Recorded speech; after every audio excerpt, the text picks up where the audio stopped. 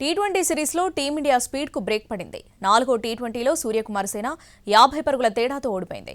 All round షోతో అదరగొట్టిన New Zealand clean sweep ఆశలకు గండి కొట్టింది. విశాఖ టీ20లో టీమిండియాకు చేదు అనుభవం ఎదురయ్యింది. అచ్చొచ్చిన పిచ్పై న్యూజిలాండ్ చేతిలో ఘోరంగా ఓడిపోయింది. టాస్ ఓడి బ్యాటింగ్ చేసిన న్యూజిలాండ్ నిర్ణీత 20 ఓవర్లలో 7 వికెట్ల నష్టానికి 215 పరుగుల భారీ స్కోర్ చేసింది. ఛేజింగ్లో భారత జట్టు 18.4 ఓవర్లలో 165 పరుగులకి ఆలౌట్ అయ్యింది. శివం దూబే మెరుపు ఇన్నింగ్స్ ఆడిన జట్టును గెలిపించలేకపోయాడు. టీమిండియా ఇషాన్ కిషన్ ను తప్పించి హర్షదీప్ ను తీసుకుంది.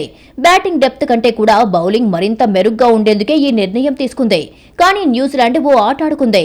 ఇప్పటికే సిరీస్ కోల్పోయిన కివీస్ పరువు దక్కించుకోవడమే లక్ష్యంగా ఆడింది. తొలి ఓవర్ నుంచే ఓపెనర్లు కాన్వే, సేఫర్ట్ దుమ్మురేపారు. భారీ షాట్లతో భారత బౌలర్లపై విరుచుకుపడ్డారు. వీరిద్దరూ విధ్వంసకర బ్యాటింగ్ చేయడంతో పవర్ ప్లేలో కివీస్ వికెట్ నష్టపోకుండా 71 పరుగులు చేసింది. తర్వాత కూడా మరింత దూకుడుగా ఆడిన వీరిద్దరూ తొలి వికెట్కు 8.2 ఓవర్లలోనే 100 పరుగులు జోడించారు. 23 బంతుల్లో 4 ఫోర్లు, 3 సిక్సర్లతో 44 పరుగులు చేసిన కాన్వే పెవిలియన్ చేరాడు. రచిన్ రవీంద్ర కూడా వెంటనే అవుట్ అయ్యాడు.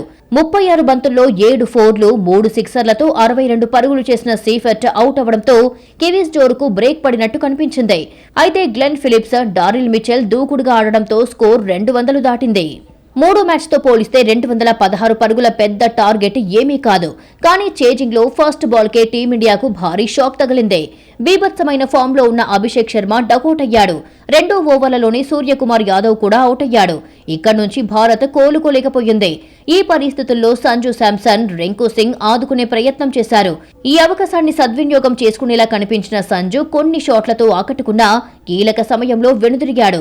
15 బంతుల్లో సంజు శాంసన్ 24 పరుగులు చేయగా రింకు సింగ్ ధాటిగా ఆడేందుకు ప్రయత్నించాడు. ఈ క్రమంలో 30 బంతుల్లో 39 రన్స్ కు అవుట్ అయ్యాడు. హార్దిక్ పాండ్యా కూడా అవుట్ అవడంతో భారత్ కథ ముగిసినట్టేనని అంతా అనుకున్నారు. అయితే శివం దూబే ఒంటరి పోరాటంతో ఆశలు రేకెత్తాయి.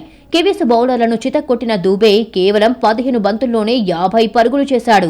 దూబే క్రీజులో ఉన్నంతసేపు అభిమానులు గెలుపుపై ఆశలు పెట్టుకున్నారు. అయితే 2 సార్లు అవుట్ అయ్యే ప్రమాదం నుంచి తప్పించుకున్న దూబే చివరికి 15వ ఓవర్ చివరి బంతికి అవుట్ అవడంతో భారత్ కథ ముగిసినట్టయింది. తర్వాత టెయిలెండర్లు ఇలా వచ్చి అలా వెళ్లారు. దీంతో టీమిండియా 165 పరుగులకు ఆలౌట్ అయ్యింది.